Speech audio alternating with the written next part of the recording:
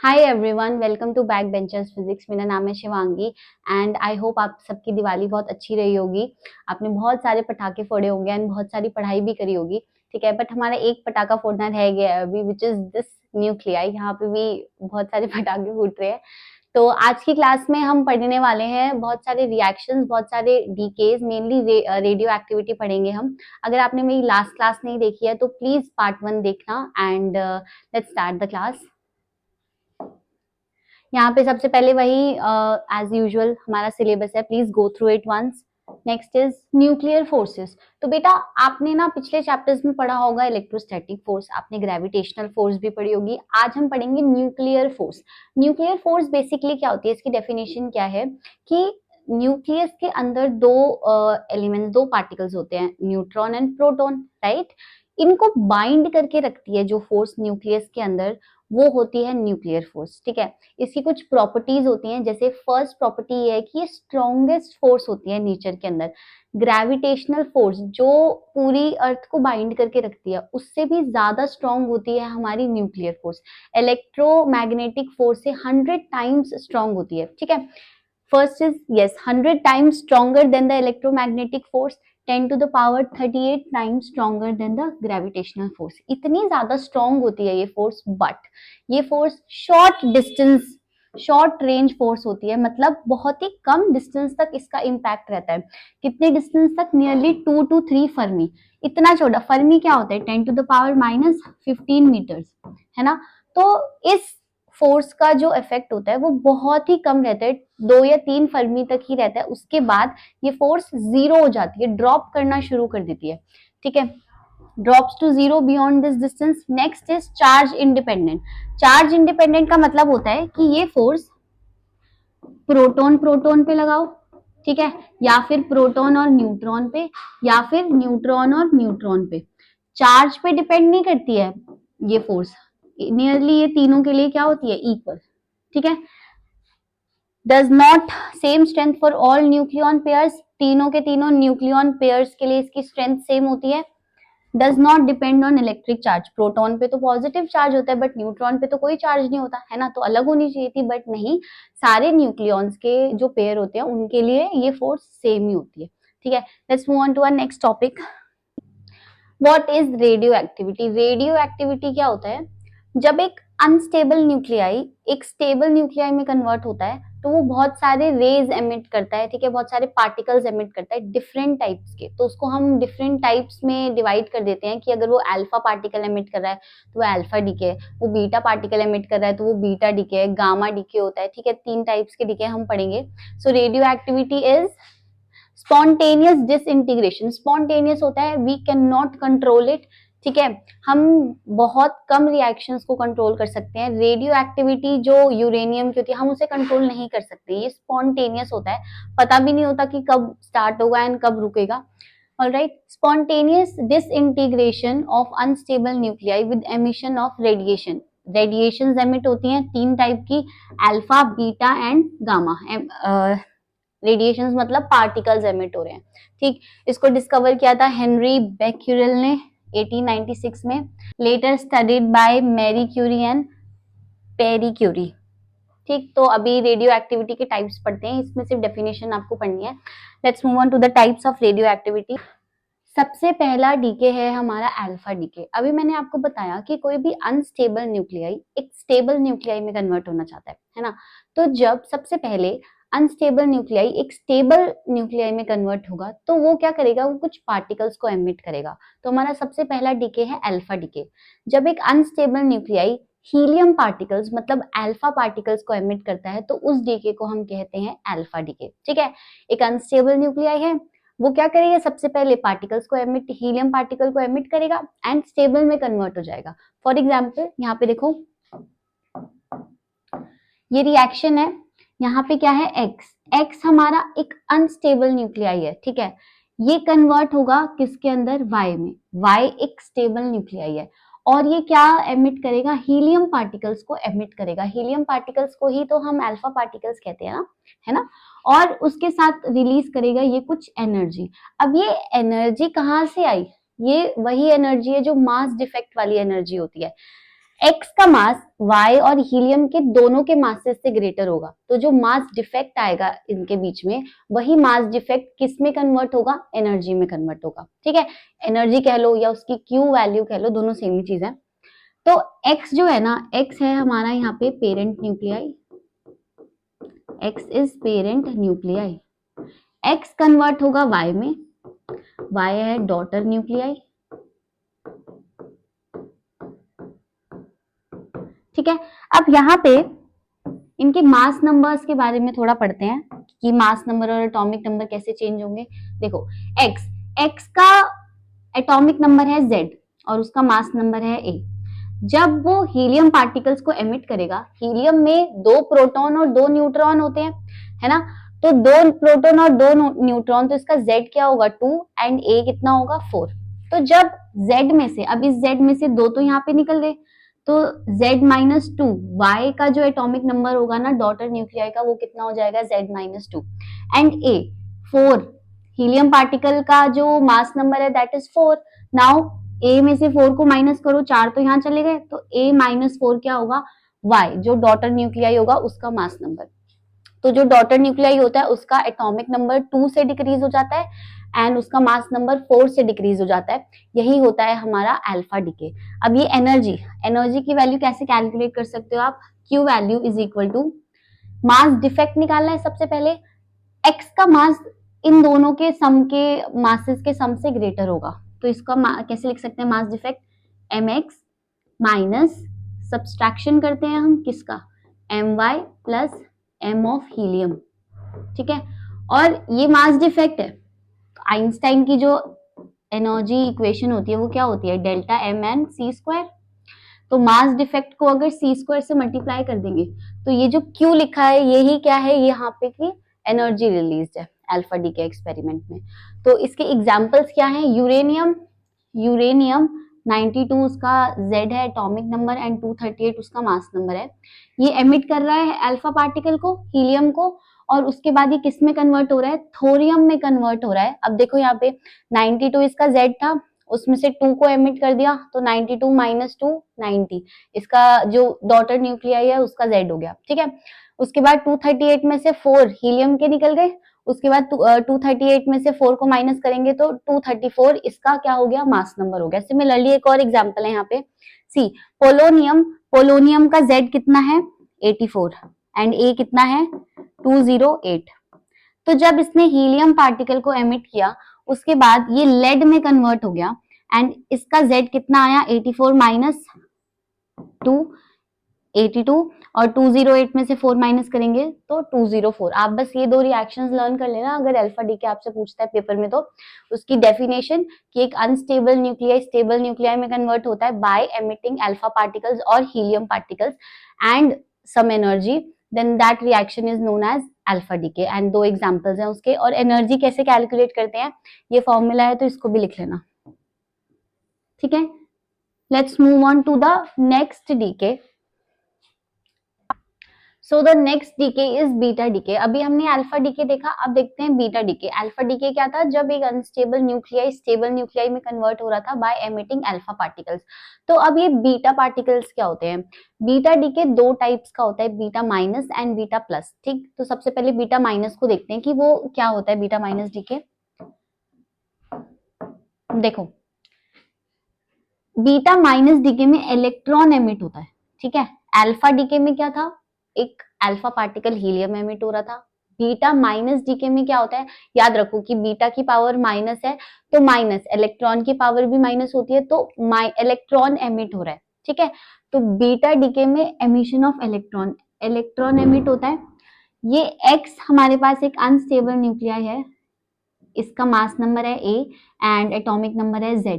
Beta decay में कभी भी पेरेंट न्यूक्लियाई जो होता है और जो डॉटर न्यूक्लियाई होता है, तो डॉटर न्यूक्लियाई का मास नंबर चेंज नहीं होता। अब देखो यहाँ पे पेरेंट न्यूक्लियाई जो है X, उसका मास नंबर कितना है, X का मास नंबर है A। तो जो डॉटर न्यूक्लियाई होगा Y, उसका मास नंबर भी A ही रहेगा। कभी भी बीटा माइनस डीके में मास नंबर चेंज नहीं होता है। Z इसका अगर एटॉमिक नंबर है तो इसका एटॉमिक नंबर क्या होगा, Z+1। Atomic number increases by 1, the mass number does not change. तो मैं यहाँ पे लिख देती हूँ, the mass number of the daughter nuclei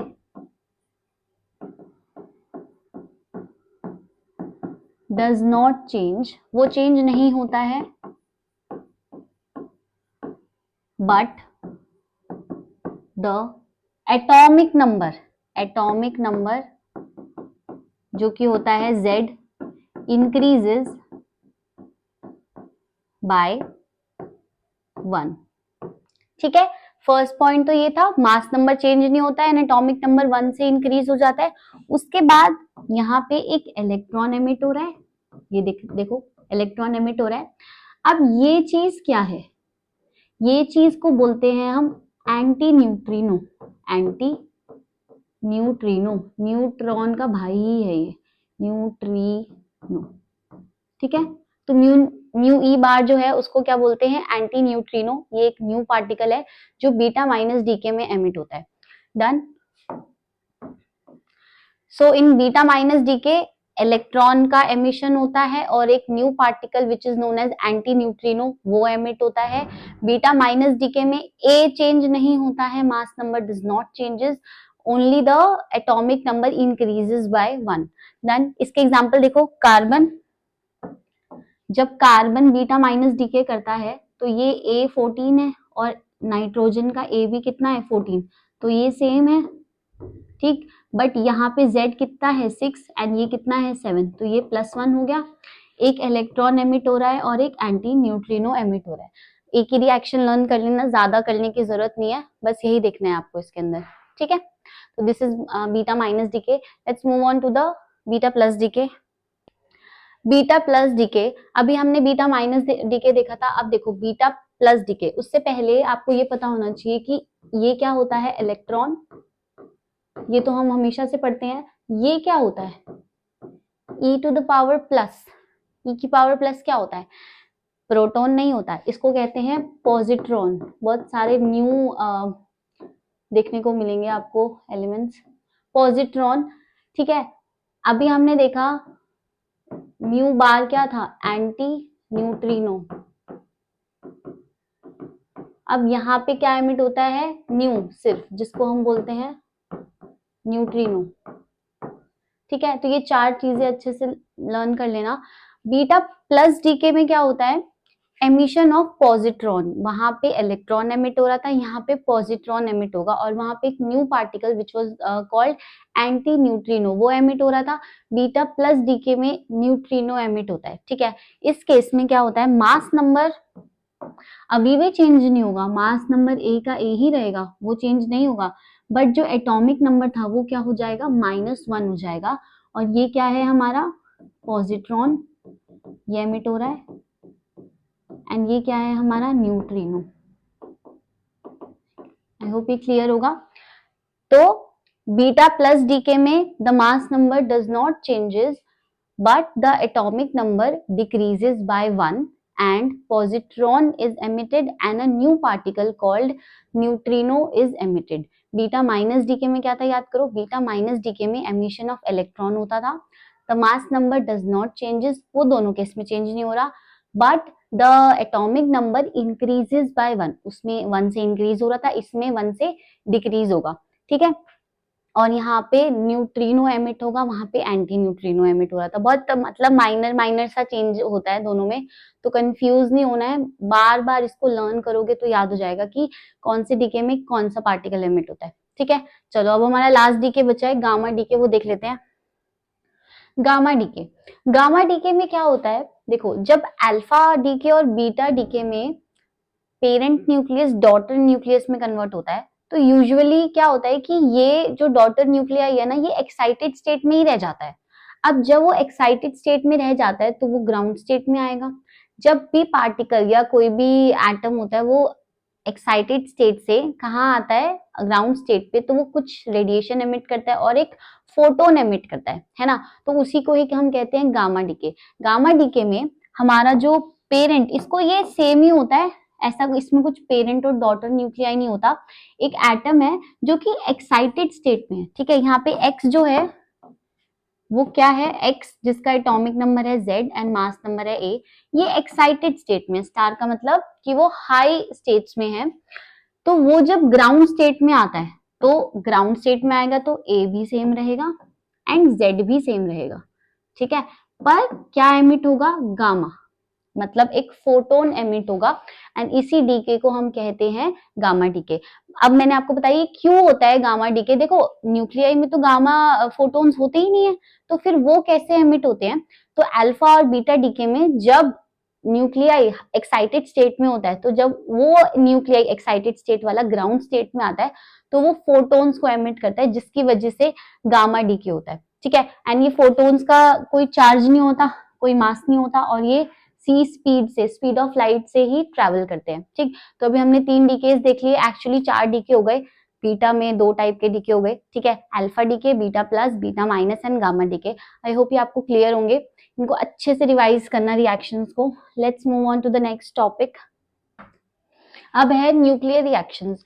nuclear reactions अब आपके लिए बहुत आसान हो जाएगा क्योंकि आपने डीकेस पढ़ ली हैं। तो न्यूक्लियर रिएक्शन में क्या है कि हमारे पास एक टारगेट न्यूक्लियाई होता है, उस पे हम बोम्बार्ड करते हैं बोम्बार्डिंग पार्टिकल को, और एक न्यूक्लियाई मिलता है हमको और कुछ एलिमेंट्री पार्टिकल्स मिलते हैं एंड बहुत सारी एनर्जी रिलीज होती है, जो कि यहाँ पे लिख रखा है सी। एक्स हमारा मान लो कि टारगेट न्यूक्लियाई है, यहाँ पे टारगेट न्यूक्लियाई होता है एक्स, इसको बॉम्बार्ड करते हैं वाई पार्टिकल से, ठीक है। तो क्या प्रोड्यूस होता है, जेड जो कि एक दूसरा न्यूक्लियाई होता है, एंड कुछ एलिमेंट्री पार्टिकल जैसे अल्फा डीके में अल्फा पार्टिकल होगा, या फिर गामा फोटोन प्रोड्यूस हो रहा है, तो ये डब्ल्यू प्रोड्यूस होता है, और बहुत सारी एनर्जी क्यू वैल्यू प्रोड्यूस होती है। इन्हीं को ही हम न्यूक्लियर रिएक्शंस कहते हैं। अब 2 न्यूक्लियर रिएक्शंस हैं, फिजन एंड फ्यूजन, उसके बारे में पढ़ते हैं। इसमें आपको बस यही याद रखना है। एंड कंजर्वेशन, कंजर्वेशन सबसे पहले मास एनर्जी कंजर्वेशन की, जो मास होगा रिएक्टेंट्स का वो सेम मास होगा प्रोडक्ट्स का, ठीक है। मास कहाँ जाएगा, या तो वो एनर्जी में कन्वर्ट हो जाएगा, तो सारे रिएक्टेंट्स को मिला के मास और एनर्जी, और सारे प्रोडक्ट्स की मास एनर्जी सेम होती है, यही होता है मास एनर्जी कंजर्वेशन, ठीक है। तो रिएक्शंस देखते हैं अब हम कि क्या रिएक्शंस होते हैं। उससे पहले क्यू वैल्यू एनर्जी, ये तो हमें पता ही है, आइंस्टाइन के एनर्जी मास इक्विवेलेंस से निकालेंगे, that energy is equal to mass defect delta M into C square, ठीक है। मास, अब जो रिएक्टेंट्स होंगे ना उनका मास ज्यादा होगा क्योंकि एनर्जी रिलीज हो रही है, इसलिए रिएक्टेंट्स का मास ज्यादा होगा प्रोडक्ट से। तो इसीलिए पहले हम, ताकि हमारी एनर्जी जो क्यू वैल्यू है वो पॉजिटिव आए, इसलिए सबसे पहले रिएक्टेंट्स का मास लिखते हैं यहाँ पे। तो mass of reactants minus mass of products into C square, तो वहां से हमारी क्या निकल जाएगी, क्यू वैल्यू। अगर ये ग्रेटर देन 0 आ रहा है तो एक्सोथर्मिक है, एनर्जी रिलीज हो रही है, ठीक है। अगर ये लेस देन 0 आ रहा है, जैसे देखो अगर हमारा फ्यूजन होता है एनर्जी रिलीज हो रही है, अगर लेस देन 0 आ रहा है तो एंडोथर्मिक है, एंडोथर्मिक मतलब एनर्जी एब्सॉर्ब हो रही है। अगर ये 0 के इक्वल आ जाता है तो थ्रेशोल्ड रिएक्शन होता है, ना तो एनर्जी रिलीज होती है ना एनर्जी एब्सॉर्ब होती है, ठीक है। तो ये क्यू वैल्यूज ऐसे निकालते हैं। इसमें हम बहुत सारे न्यूमेरिकल्स करेंगे अभी आगे की क्लासेस में, तो ये फॉर्मूला तब यूज करेंगे। चलो, तो सबसे पहला जो हमारा न्यूक्लियर रिएक्शन होता है वो होता है न्यूक्लियर फिजन। फिजन का मतलब होता है बिखर जाना, डिसइंटीग्रेट हो जाना, ठीक है। अब हमारे पास एक बहुत हैवी न्यूक्लियाई है, हैवी न्यूक्लियाई मतलब जिसका मास नंबर बहुत ज्यादा है। अगर हम उस पे क्या करते हैं, न्यूट्रिनोज को हम बॉम्बार्ड कर देते हैं, तो वो न्यूक्लियाई एक्साइट हो जाता है, वो अपनी एक्साइटेड स्टेट में चला जाता है। तो जब वो न्यूक्लियाई न्यूट्रिनो को कैप्चर करेगा तो वो अपनी एक्साइटेड स्टेट में चला जाएगा, और उसके बाद वो डिसइंटीग्रेट, स्प्लिट हो जाएगा छोटे छोटे छोटे न्यूक्लियाई में, ठीक है। एंड ये रिएक्शंस ऐसी होती हैं कि अगर हमने एक न्यूट्रिनो दिया है तो यहाँ पे प्रोडक्ट में 3 न्यूट्रिनो हमको मिलते हैं। न्यूट्रिनोज मल्टीप्लाई हो जाते हैं, ठीक है, खुद ही वो खुद को ही प्रोड्यूस करते हैं, और बहुत सारी क्या निकलती है, एनर्जी। सो न्यूक्लियर फिजन, इसकी डेफिनेशन है, is the splitting of a heavy nucleus into 2 lighter nuclei of comparable mass with release of energy and neutrons।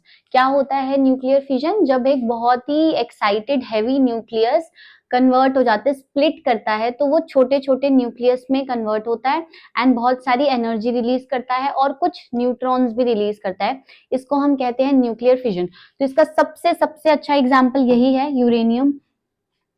C uranium है, इसका एटॉमिक मास है 235 एंड इसका जेड कितना है 92। जब इस पे हमने न्यूट्रिनो को बम्बार्ड किया और यूरेनियम ने कैप्चर कर लिया न्यूट्रिनो को, तो ये अपनी एक्साइटेड स्टेट में चला जाएगा। ठीक है, ये star represents the excited state. Excited state में जाके ये क्या करेगा, डिसइंटीग्रेट हो जाएगा, स्प्लिट हो जाएगा दो पार्टिकल्स में, और क्या एमिट करेगा, न्यूट्रिनो। एक न्यूट्रिनो बम्बार्ड किया था तो 3 न्यूट्रिनोज एमिट हो रहे हैं। ठीक है, एंड ये न्यूट्रिनोज का काम क्या होता है, ये आगे और ज्यादा रिएक्शन करते हैं और न्यूक्लियर फिजन करते हैं। ठीक है, और बहुत सारी क्या रिलीज हो रही है, एनर्जी रिलीज हो रही है। ऑलराइट, यहाँ पे देखो एनर्जी रिलीज कितनी है, 200 मेगा इलेक्ट्रॉन वोल्ट पर फिजन। इतनी ज्यादा एनर्जी रिलीज होती है जब यूरेनियम डिसइंटीग्रेट होता है एक फिजन में। अभी तो पता नहीं कितने मल्टीपल फिजन्स होते हैं जो ये न्यूट्रिनोज करवाते हैं।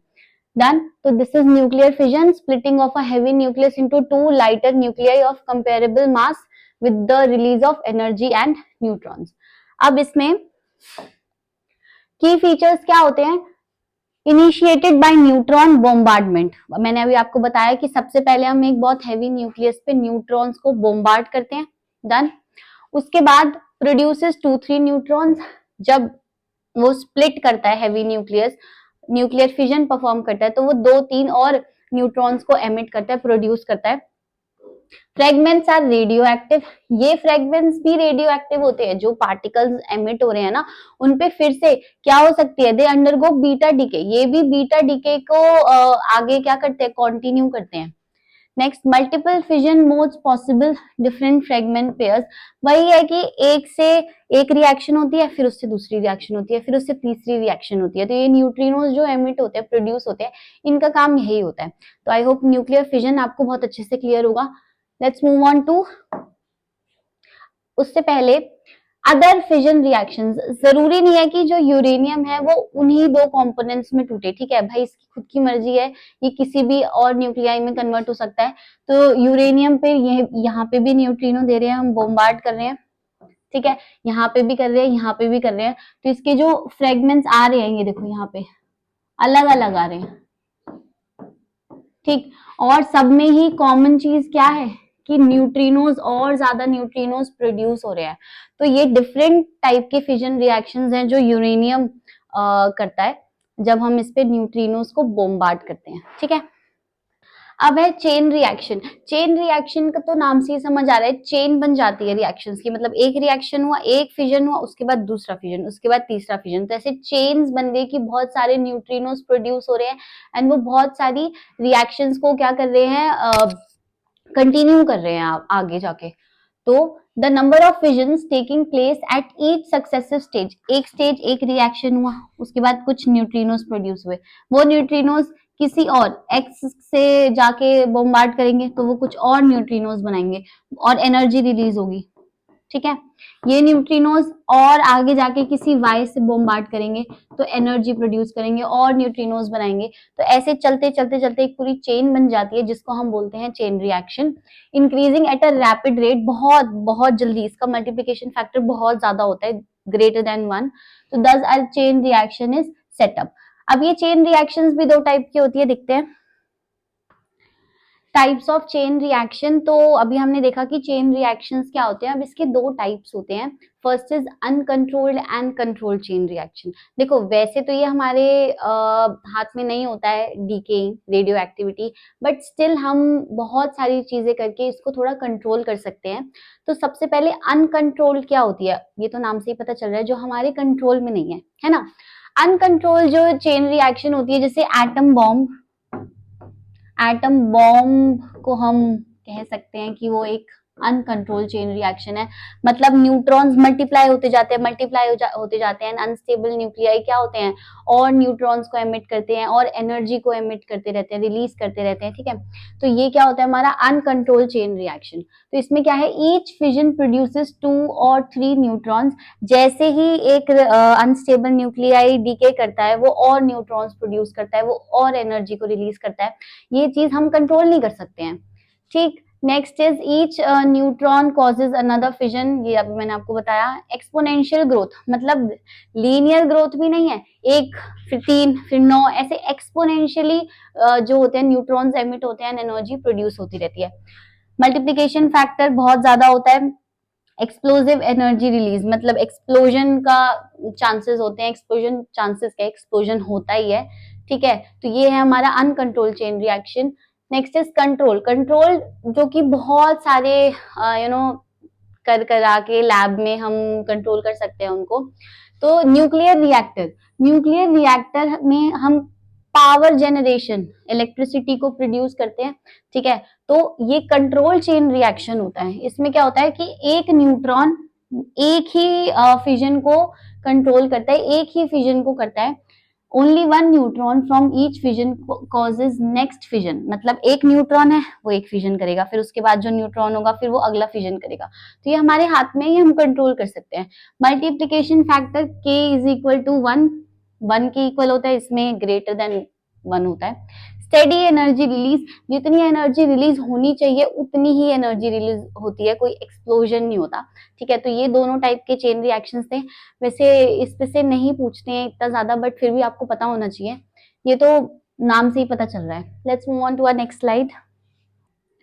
तो मैंने अभी आपको बताया कि जो कंट्रोल चेन रिएक्शन होती है उसके अंदर वो किस में परफॉर्म कर सकते हैं, एक न्यूक्लियर रिएक्टर में, है ना। उस रिएक्टर में हम खुद से वो रिएक्शन को इनिशिएट कर सकते हैं, चेन रिएक्शन को खुद से ही हम उसे मेंटेन एंड कंट्रोल कर सकते हैं। तो यही काम होता है न्यूक्लियर रिएक्टर का, कि हम हीट प्रोवाइड कर रहे हैं उसको और वो इलेक्ट्रिसिटी या पावर को जनरेट कर रहा है। डन। तो nuclear reactor it is a device in which a nuclear chain reaction is initiated, maintain and control. ये कंट्रोलेबल है, unlike the other uncontrollable chain reactions. ये रिएक्शंस हमारे हाथ में होती है, कितने न्यूट्रॉन्स कितनी एनर्जी प्रोड्यूस करना है, we can give the instructions. उसके कंपोनेंट्स है, ये इतना इंपॉर्टेंट सेगमेंट नहीं है, बट स्टिल ये फ्यूल रॉड्स, मॉडरेटर्स, क्या चीज मॉडरेटर के उसमें यूज होती है, हैवी वाटर को हम यूज करते हैं ग्रेफाइट। मॉडरेटर मतलब जो बहुत ज्यादा फास्ट मूविंग न्यूट्रॉन्स होते हैं, है ना, न्यूट्रॉन्स प्रोड्यूस होंगे तो वो बहुत तेजी से मूव कर रहे होंगे, स्पीड ऑफ लाइट से बहुत तेजी से मूव कर रहे होंगे, तो उनको स्लो डाउन करने के लिए मॉडरेटर्स यूज करते हैं हम। तो हैवी वाटर एंड ग्रेफाइट ये दो मॉडरेटर्स होते हैं जिनको हम यूज करते हैं। उसके बाद कंट्रोल रॉड्स, कूलेंट, शील्डिंग, ये 5 चीजें कंपोनेंट्स होती हैं, आप ध्यान में रखना है इसको, थोड़ा इतना नहीं पूछता है फिर भी। इसमें वर्किंग प्रिंसिपल क्या होता है, यही वर्किंग प्रिंसिपल है कि जो यूरेनियम है वो फिजन अंडरगो करता है, न्यूट्रॉन्स को रिलीज करता है और एनर्जी रिलीज करता है, ठीक है। फिर जो फास्ट मूविंग न्यूट्रॉन्स होते हैं वो हम मॉडरेटर्स से उनको स्लो कर देते हैं। अब जो ये स्लो न्यूट्रॉन्स होते हैं दे कॉज मोर फिजन्स, ये आगे और फिजन्स क्रिएट करते हैं और न्यूट्रॉन्स को क्रिएट करते हैं। हीट, जो पहले ही रिएक्शन से हीट प्रोड्यूस हुई वो हीट किस में कन्वर्ट होती है लास्ट में जाके, इलेक्ट्रिसिटी में। तो यही था न्यूक्लियर रिएक्टर का काम, कि हीट को इलेक्ट्रिसिटी में कन्वर्ट करना है, ठीक है। तो ये वर्किंग प्रिंसिपल है, इसको भी देख लेना। Next, nuclear fusion. तो अभी हमने न्यूक्लियर फ्यूजन देखा, उसके बाद हमने चेन रिएक्शन देखी, ये थर्ड टाइप का न्यूक्लियर रिएक्शन है जिसको हम बोलते हैं न्यूक्लियर फ्यूजन। इसमें क्या होता है, इसमें 2 लाइट न्यूक्लियाई, मतलब एक लाइट न्यूक्लियाई का मतलब होता है जिसका मास नंबर बहुत कम है, ठीक है। सो 2 लाइट न्यूक्लियाई होते हैं, वो आपस में फ्यूज करते हैं और एक न्यूक्लियाई या पार्टिकल्स को प्रोड्यूस करते हैं और बहुत सारी एनर्जी रिलीज करते हैं, तो इसी को कहते हैं न्यूक्लियर फ्यूजन। देखो, combining 2 light nuclei to form a heavier nucleus, 2 light nuclei combine करेंगे और एक हैवी न्यूक्लियस को प्रोड्यूस करेंगे विद रिलीज ऑफ एनर्जी, और बहुत सारी एनर्जी रिलीज होगी। तो ये मेनली 3 टाइप के होते हैं फ्यूजन रिएक्शन, ये आपको लर्न करना है, नोट कर लेना बहुत अच्छे से। सबसे पहले होता है ड्यूटीरियम। ड्यूटीरियम क्या होता है, मैंने अपनी लास्ट क्लास में आपको हाइड्रोजन के आइसोटोप्स पढ़ाए थे। 3 आइसोटोप्स होते हैं हाइड्रोजन के, प्रोटियम, ड्यूटीरियम एंड ट्राइटियम। तो उन्हीं की रिएक्शंस होती है आपस में। First is deuterium, second is deuterium and tritium, third is proton and proton. Sun में होती है ये वाली रिएक्शन। इसमें देखो ये ड्यूटीरियम है, क्या होता है ड्यूटीरियम, जिसका एटॉमिक मास 2 होता है और जिसका एटॉमिक नंबर 1 होता है। तो 2 है यहाँ पे, ये दोनों आपस में फ्यूज कर रहे हैं और क्या बना रहे हैं, हीलियम बना रहे हैं, और एक न्यूट्रॉन एमिट हो रहा है। और उसके बाद एनर्जी कितनी रिलीज हो रही है, 3.27 mega electron volts. Next reaction deuterium tritium, एक ड्यूटीरियम है यहाँ पे और एक ट्राइटियम है, ये दोनों फ्यूज कर रहे हैं तो क्या बना रहे हैं, एक helium particle, alpha particle emit हो रहा है और उसके बाद एक न्यूट्रॉन प्रोड्यूस हो रहा है और 17.6 मेगा इलेक्ट्रॉन वोल्ट की एनर्जी रिलीज हो रही है। Next proton proton, proton proton में क्या है, एक हाइड्रोजन है दूसरा हाइड्रोजन है, फ्यूज कर रहे हैं आपस में तो क्या बना रहे हैं, ये क्या है, ये बताओ इसको क्या कहते हैं, एक ये पॉजिट्रॉन एमिट हो रहा है, न्यूट्रिनो एमिट हो रहा है और 0.42 मेगा इलेक्ट्रॉन वोल्ट की एनर्जी रिलीज हो रही है। ठीक है, इसको कहते हैं ड्यूटेरियम। डन। तो ये है हमारा न्यूक्लियर फ्यूजन। इसमें दो कंडीशन सबसे ज्यादा है, ये एमसीक्यू में पूछ सकता है कि न्यूक्लियर फ्यूजन के लिए सबसे दो इंपॉर्टेंट कंडीशंस कौन सी होती है, तो हाई टेम्परेचर और हाई प्रेशर। यही चीज आपको याद रखो बस कि हाई, एक्सट्रीमली हाई टेम्परेचर, बहुत हाई टेम्परेचर होना चाहिए इस चीज के लिए, और high pressure density, high pressure density होनी चाहिए और एक्सट्रीमली हाई टेम्परेचर होना चाहिए न्यूक्लियर फ्यूजन को परफॉर्म करने के लिए। Done. Let's move on to the next slide. बस आज की क्लास खत्म। आज की क्लास में हमने बहुत सारे रिएक्शंस देखे है ना, और ये समरी है कि हमने अभी तक पूरे न्यूक्लियाई चैप्टर में क्या क्या पढ़ा है। यहाँ पे आप इसका स्क्रीनशॉट ले लो। देखो न्यूक्लियर स्ट्रक्चर, सबसे पहले कि एटॉमिक मास किसके इक्वल होता है, number of protons plus number of neutrons, उसके बाद रेडियस, उसके बाद वॉल्यूम का फॉर्मूला पढ़ा। ये मैंने पार्ट 1 में पढ़ाया है, इसमें इस वीडियो में नहीं मिलेगा, पार्ट 1 में मिलेगा, देख लेना। ये डेंसिटी है, फिर मास एनर्जी रिलेशंस पढ़े, न्यूक्लियर रिएक्शंस पढ़े, ये सारे के सारे पार्टिकल्स, ये आपको लर्न नहीं करने हैं, ये पेपर में दिए होंगे, ठीक है, क्वेश्चन में। मास एनर्जी रिलेशंस ये देखे, फिर न्यूक्लियर रिएक्शंस एंड ये तो वही पार्टिकल मासेस है। ठीक, ये सारी चीजें हमने पढ़ी हैं आज की क्लास में एंड कल की क्लास में। तो न्यूक्लियाई चैप्टर कंप्लीट हो गया है हमारा बहुत। बट इससे पहले ना मैं आपको एक बात बताती हूँ कि बहुत सारे बच्चे कुछ मिस्टेक्स करते हैं। नेक्स्ट स्लाइड में देखते हैं। सो लास्ट में है कॉमन मिस्टेक्स टू अवॉइड। देखो ये न्यूमेरिकल वाला चैप्टर है, इसमें से न्यूमेरिकल्स भी आते हैं, तो स्टूडेंट्स क्या करते हैं, बहुत सारी मिस्टेक्स करते हैं एग्जाम में, तो मैं आपको बताती हूँ वो आपको नहीं करनी है। ये मिस्टेक्स कम होंगी ग्रेजुअली, जब आप बहुत ज्यादा प्रैक्टिस करोगे, ठीक है, तो अपने आप ही कम हो जाएंगी। बट क्या मिस्टेक्स होती है, सबसे पहले forgetting to convert U to mega electron volts. U जो एटॉमिक मास यूनिट होती है उसको कन्वर्ट नहीं करते हैं, तो आपको ध्यान रखना है कि आपको उसमें कन्वर्ट करना है by multiplying it with 931.5। Second, using atomic mass instead of nuclear mass.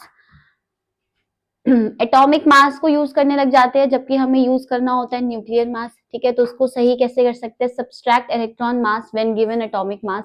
Third, confusing isotopes isobar definitions, ये तो बहुत ज्यादा इंपॉर्टेंट है। आपसे अगर डेफिनेशन पूछता है तो आइसोटोप की जगह आइसोबार लिख देते हैं, क्योंकि बहुत माइन्यूट सा ही तो फर्क है दोनों में। एक में जेड सेम होता है, दूसरे में जेड सेम नहीं होता, एक में ए सेम होता है, दूसरे में ए सेम नहीं होता। तो अच्छे से याद करना है। इसकी एक ट्रिक भी है कि आइसोटोप्स एंड आइसोबार, बार में ए आता है तो ए मतलब मास नंबर सेम है, एंड आइसोटोप टी तो उसमें क्या होगा, जेड सेम होगा।